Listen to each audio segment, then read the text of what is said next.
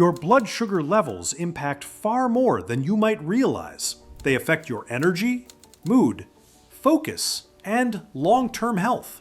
While you've likely heard about exercise routines, stress management techniques, and supplement strategies for managing diabetes and metabolic health, there's one crucial aspect that often catches people off guard: food choices.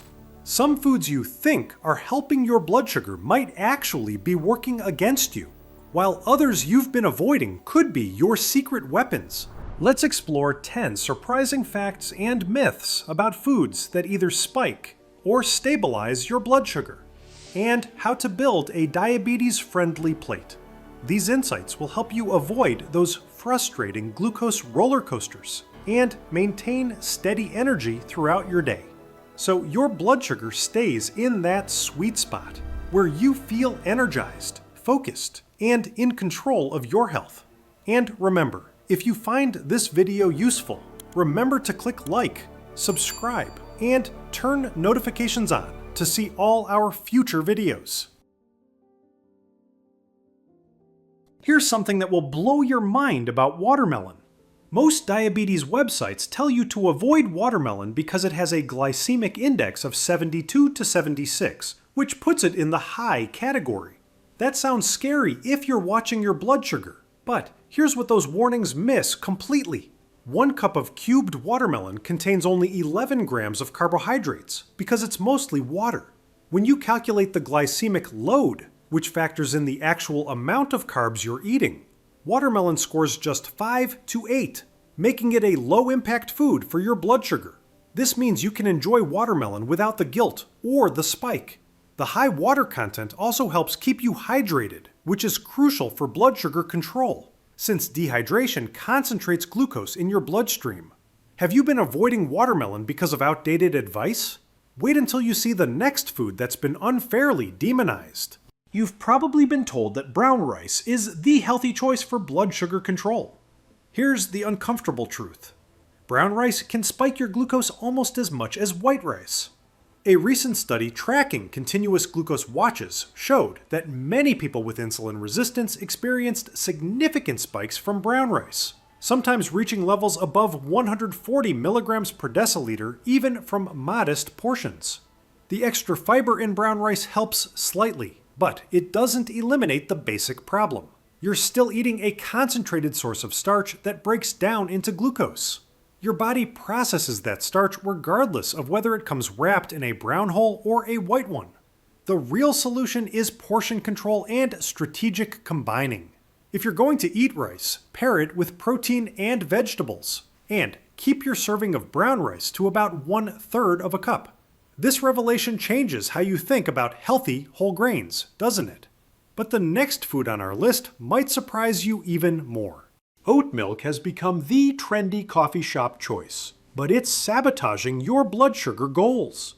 Commercial oat milk contains about 16 grams of carbohydrates per cup, and since oats are processed into liquid form, they hit your bloodstream fast. Many brands add extra sugar or use enzymes that break down oat starches into simple sugars, creating an even bigger glucose spike than you'd expect.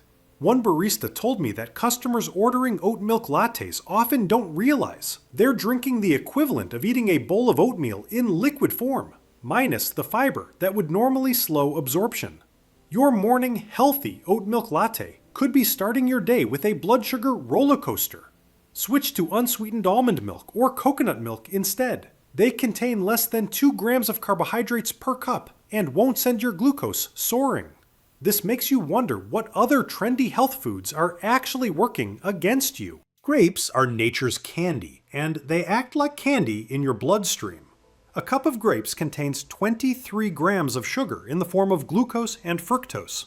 Unlike an apple, where fiber slows absorption, grapes offer minimal fiber protection, about 1 gram per cup. This means the sugar hits your bloodstream almost as fast as drinking grape juice. One diabetes educator shared that her patients consistently see blood sugar spikes of 50 to 80 points after eating just 1 cup of grapes, even when they think they're making a healthy snack choice. Your body processes grape sugar so quickly that it can trigger the same insulin response as eating candy. Choose berries instead. They contain less sugar and more fiber, giving you antioxidants without the glucose spike. This natural sugar trap catches so many people off guard. But the next food might be sitting in your kitchen right now, disguised as a healthy breakfast option. A small baked potato seems innocent enough, but it packs a glycemic punch. With a glycemic index of 80 and about 15 grams of carbohydrates, a small potato delivers a glycemic load of 12. Compare that to an apple with the same 15 grams of carbs, but a glycemic index of only 40, giving it a glycemic load of just 6. The potato's starch structure breaks down rapidly during digestion, flooding your bloodstream with glucose faster than most other vegetables. This explains why potatoes consistently rank among the highest glycemic impact foods. But here's the twist. If you cook that potato and let it cool completely, some of the starch converts to resistant starch, which your body processes differently and has less impact on blood sugar. Cold potato salad affects your glucose differently than hot mashed potatoes. Temperature and preparation method can completely change a food's impact on your body. Now let's flip the script and look at foods that actually help stabilize your blood sugar. Broccoli sprouts contain up to 50 times more sulforaphane than mature broccoli. Research published in Science Translational Medicine showed that sulforaphane improves insulin sensitivity and helps reduce fasting glucose levels in people with type 2 diabetes. Study participants who consumed broccoli sprout extract for 12 weeks saw their fasting glucose drop by an average of 6.5%. This tiny powerhouse activates your body's natural antioxidant systems and helps your cells respond better to insulin. Just a small handful of these sprouts can enhance your body's ability to manage blood sugar throughout the day. You can grow them on your kitchen counter in just 3 to 5 days, making them one of the most cost-effective superfoods available. The concentrated nutrition in these baby plants offers benefits you simply can't get from mature vegetables. But there's an even more surprising blood sugar stabilizer hiding in your refrigerator. Remember those potatoes we talked about earlier? Here's the redemption story. When you cook potatoes and let them cool completely, either overnight in the refrigerator or at room temperature for several hours, some of the starch changes into resistant starch. This type of starch behaves more like fiber, passing through your small intestine without being digested and feeding useful bacteria in your colon. Studies show that resistant starch can improve insulin sensitivity by 25 to 50% and reduce the blood sugar spike from your next meal, a phenomenon called the second meal effect. Your body treats cooled potato starch completely differently than hot potato starch. This means potato salad made with cold potatoes has less impact on your blood sugar than hot French fries, even though they start with the same ingredient. You can apply this cooling technique to rice and pasta too. Cook them, cool them completely, and reheat if desired. The molecular structure changes during cooling create this protective effect. Isn't it amazing how temperature can transform a food's impact on your body? Fermented foods like kimchi contain probiotics that directly influence your blood sugar control. A 2018 study in Clinical Nutrition found that people who ate fermented vegetables daily for 8 weeks experienced significant improvements in fasting glucose and insulin sensitivity. The useful bacteria in these foods help regulate glucose metabolism and reduce inflammation that interferes with insulin function. Kimchi also contains fiber and compounds from the fermentation process that slow glucose absorption from other foods you eat with it. Your gut bacteria play a crucial role in blood sugar regulation, and fermented foods feed the useful strains that help keep glucose stable. Just 2 tablespoons of kimchi with your meals can start improving your glucose responses within weeks. The spicy, tangy flavor also helps you feel satisfied with smaller portions of other foods. This ancient preservation method created one of the most effective blood sugar management tools available. But the most powerful stabilizer isn't even a specific food. It's a simple eating strategy. This might be the most powerful blood sugar tool you've never heard of.